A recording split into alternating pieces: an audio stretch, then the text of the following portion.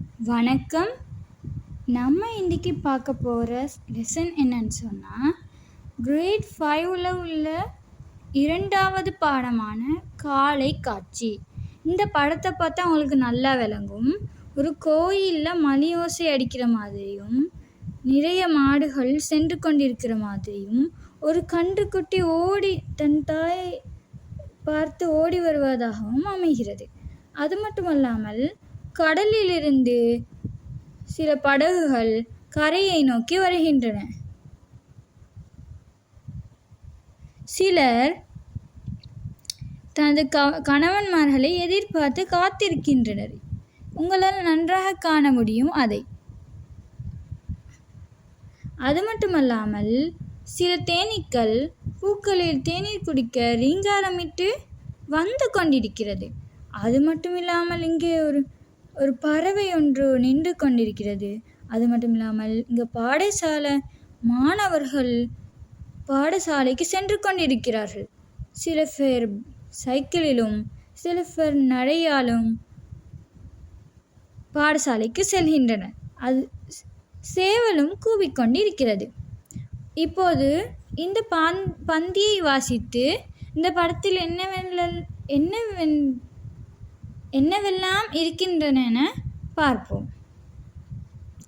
காலை கதிரவன் தன் கடமை உணர்வோடு கிழக்கு வானிலே செம்மஞ்சள் நிற பந்து போல மேலெழுகிறான், மெதுவாக மேலெழுகிறான். அப்படின்னு என்ன? காலை கதிரவன், காலையில் உதிக்கிற கதிரவன். கதிரவன் என்ன? சூரியன் ஒத்த சொல் தான் கதிரவன். தன் கடமை உணர்வோடு, கடமை உணர்வோடுன்னா என்ன? உங்களோட அம்மா அப்பா ஒவ்வொரு நாளும் வேலைக்கு போகிறாங்க. என்னத்துக்கு போகிறாங்க? உங்களை படிக்க வைக்கிறதுக்காக. அது அவங்களோட கடமை உணர்வு. அது மாதிரி சூரியன் வெளிச்சத்தை தரத்துக்காக உதிக்கிறத இதில் கடமை உணர்வோடுன்னு சொல்லிக்கிறாங்க. கிழக்கு வானிலே செம்மஞ்சள் நிறப்பந்து போல மெதுவாக மேலெழுகிறான். நீங்கள் கணித பாடத்தில் படிச்சுப்பீங்க திசைகள். அதில் கிழக்கு திசையில் தான் எது உதிக்குது? சூரியன் உதிக்குது. அது எப்படிப்பட்டதாக இருக்குதுன்னு சொன்னால் செம்மஞ்சள் நிற பந்து போல இருக்கிறது. அது மெதுவாகவும் உதிக்கிறது.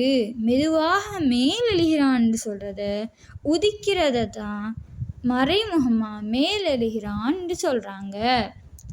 கதிரவனை கண்ட நிலவு மகள் தன் கடமைகளை முடித்து கொண்டு நாணத்துடன் ஒளிந்து கொள்கிறாள். என்ன சொல்கிறாங்க?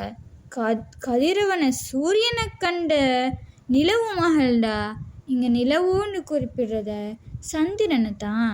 தன் கடமையை முடித்து கொண்டு அப்படின்றால் அது இரவு எங்கே இருக்கும்? இரவு வானில் சந்திரன் தான் காணப்படும். இப்போ சூரியன் உதிக்கும் போது அது மறைந்துவிடும். அதை தான் இங்கே இப்படி குறிப்பிட்டு உள்ளார்கள். நாணத்துடன் என்பதன் அர்த்தம் என்னவென்றால் வெட்கத்துடன்.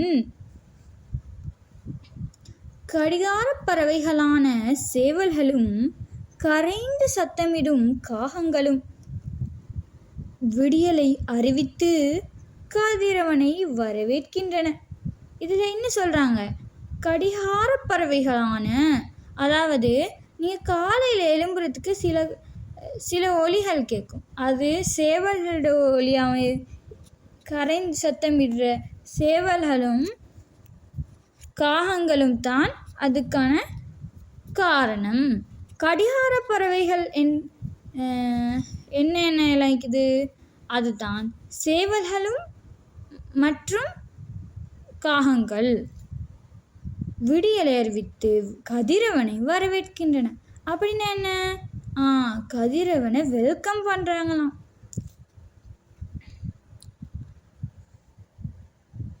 ஆலயங்களின் கண்டாமணியோசை காதில் கண்ணீரென ஒலிக்க கூட்டம் கூட்டமாக பறந்து திரியும் பட்சிகளின் இனிய கானம் சூழலை இனிமையாக்குகின்றது.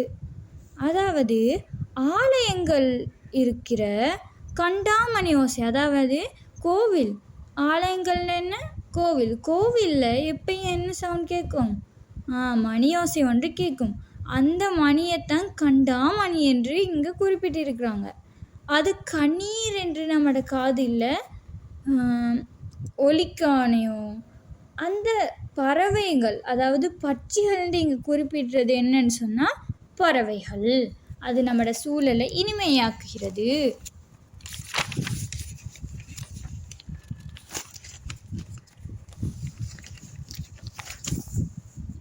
நீலவானை செந்திரமாக்கிய கதிரவன் தன் பொற்கரங்களை நீட்டி பனித்துளிகளை தொட்டு செல்கிறான். அதாவது நீலவானம் செந்நிறமாக்குதான் எது? சூரியன். அது அதோட பொற்கரங்களை, அதாவது சூரியனிலிருந்து வர ஒளி சின்ன சின்ன ஒளியாக வரும். அது முகத்தில் அடிக்க சொல்ல ஒரு மாதிரி வரும். அது பனித்துளிகளை தொட்டு செல்கின்றன. அப்படின்றால் பனித்துளிகள் அதிகாலையில் வர பனித்துளிகளை இல்லாமாக்குதுன்னு சொல்ல வர்றது. அங்கே கதிரவனின் பொற்கரம் பட்டதும் இலைகளின் நடுவே இரத்தின கற்களாக மின்னிய பனித்துளி மெல்ல மெல்ல மறையத் தொடங்கின. நான் ஏற்கனவே சொல்லிவிட்டேன். அதாவது என்ன, கதிரவன் என்ற ஒளி பட்டவுடன் இலைகள் நடுவில் இருக்கிற எது? பனித்துளிகள் இரத்தின கற்களாக மினுங்கி மறையத் தொடங்கின்றது. கண் சிமிட்டி மலரும் கமல மலர்களும் இதர மலர்களும் தாயை கண்ட மழலையின் புன்முறுவல் போல இதழ் விரித்து மலர்கின்றன. அதாவது கண் சிமிட்டி மலரும் கமல மலர்கள் என்றால் என்ன? மல்லிகை பூக்களும் அதை தவிர வேற மலர்களையும் தான் இங்கு குறிப்பிட்டுள்ளார்கள். அது என்ன செய்கிறது? புன்முறுவல் பூக்கிறது. அதாவது அது பூ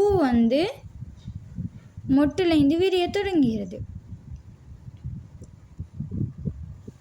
மலர்களின் வாசம் கண்டு அவைகளை சுற்றி சுற்றி ரீங்காரமிடும் வண்டினங்கள் ஒருபுறம், வண்ண வண்ண இறக்கைகளால் சிறகடித்து பறந்து திரியும் வண்ணத்து பூச்சிகள் மறுபுறம். இவை சிறுவர்களை போன்று பெரியவர்களையும் பரவசமடைய செய்கின்றன. அதாவது அந்த பூக்கள் மலரும் போது சிறிய வண்டினங்கள் அதில் இருந்து ரீங்காரம் இடுகின்றன. அது மட்டுமல்லாமல் வண்ண வண்ண இறக்கைகளால் வண்ணத்து பூச்சிகளும் தேனை குடிக்க வருகின்றன. பச்சை பட்டாடை விரித்தாற்போல் காட்சி தரும் வயல்வெளிகளும் புல்வெளிகளும் காலை நேரத்தென்றலுக்கு தலை அசைக்கின்றன. அதாவது பச்சை பட்டாடை விரித்தாற்போல் காட்சி தரும் வயல்வெளிகள். அதாவது பச்சை பட்டாடை போல, பட்டாடை என்றால் என்ன? நாம் உடுத்தும் ஆடைகள் பட்டால் செய்யப்படும், அதாவது பச்சை நிறத்தில் பட்டால் செய்யப்படுவதை தான் இங்கு பச்சை பட்டாடை விரித்தாற்போல், அதாவது அதே போல வயல்வெளிகள் காணப்படுகின்றன. அது மட்டும் இல்லாமல் புல்வெளிகளும் காலை நேரத்தென்றலுக்கு தலையசைக்கின்றன என்றால் என்ன? அசைக்கின்றன. சில்லென வீசும் புதுத்தென்றல் புத்துணர்ச்சியூட்ட பசுக்களும்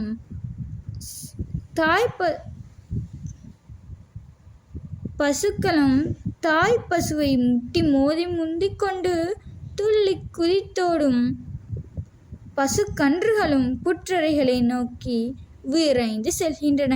இதில் என்ன சொல்ல வராங்கன்னு சொன்னால், சில்லென வீசும் புதுத்தென்றல் என்ன? அதிகாலையில் வீசுமே ஒரு தென்றல், அது மிகவும் இதமாக இருக்கும். அதை தான் இங்கே சில்லென வீசும் புதுத்தென்றல் என்று குறிப்பிடுறார்கள். புத்துணர்ச்சி என்றால் என்ன? ஒரு உற்சாகத்தை தரும் தென்றல். பசுக்களும் தாய் பசுவை முட்டி மோதி, அதாவது புற்றலைகளை நோக்கி தாய் பசுவும் கன்றுகளும் செல்கின்றன. கடலுக்கு சென்ற மீனவர்களின் வள்ளங்கள் அலைகளை கிழித்து கொண்டு கரையை நோக்கி வருகின்றன. அதாவது நான் ஏற்கனவே படங்களை பார்த்து சொல்லி தந்தேன். அதாவது கடலுக்கு சென்ற மீனவர்களின் வள்ளங்கள் எங்கு வருகின்றன? அலைகளை கிழித்து கொண்டு. அது வரும்போது அது அலைகளை கிழித்து கொண்டு வருவது போல் ஒரு உணர்வு ஏற்படும். அதை தான் இங்கே குறிப்பிட்டுள்ளார்கள். கரையை நோக்கி வருகின்றன. அவர்களின் மனைவிமார் இறைவனுக்கு நன்றி கூறி மீனவர்களை வரவை மகிழ்ச்சியுடன் எதிர்கொள்கின்றன. இங்கே என்ன கூற வருகிறார்கள்?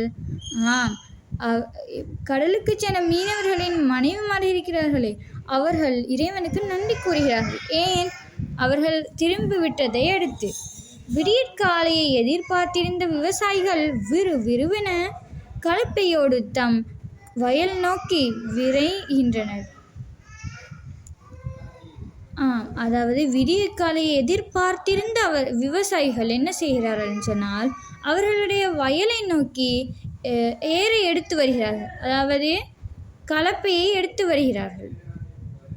வியாபாரிகள் புதிய காய்கறிகள் விற்பதற்காக சந்தை நோக்கி வருகின்றனர். அதாவது அவங்க சந்தையை நோக்கி காய்கறிகளை விற்பதற்காக வராங்க. புத்துணர்வோடு மாணவர்கள் புது தேடலுடன் பள்ளி செல்கின்றனர். அதாவது புத்துணர்வோடும் புது தென்றலோடும் அவங்க எங்கே போகிறாங்க? பள்ளிக்கு போகிறாங்க. பள்ளின்னா எங்கே? பாடசாலை. கண்ணை பறிக்கும் வண்ண வண்ண ஆடைகளுடன் வேலையை தொடங்க ஊழியர்கள் விரைகின்றனர். ஊழியர்கள் இங்கே என்ன குறிப்பிடாங்கன்னு சொன்னால் வேலையாட்கள். அதாவது வேலையாட்களில் ஆசிரியர்கள், வைத்தியர்கள் எல்லாமே உள்ளடங்கும். சரியே? இயற்கை அன்னையின் படைப்புள் அனைத்தும் அற்புதமே.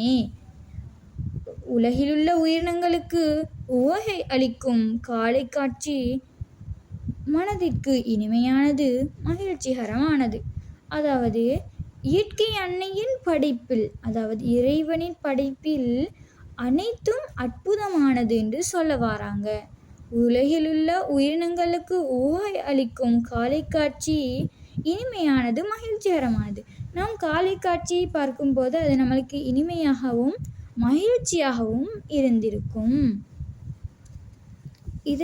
இதை அடுத்து சில வினாக்கள் கேட்கப்பட்டுள்ளன. இதற்கான விளக்கத்தை நான் அடுத்த வீடியோவின் மூலம் உங்களுக்கு பகிர்ந்தளிப்பேன் என உறுதியளிக்கிறேன். அடுத்த பாடத்தில் இதை விளக்கப்படுத்திவிட்டு அடுத்த பாடத்துக்கு நாம் செல்லலாம். எங்களுடைய சேனல் உங்களுக்கு பிடித்திருந்தால் லைக் அண்ட் சப்ஸ்கிரைப் பண்ணவும்.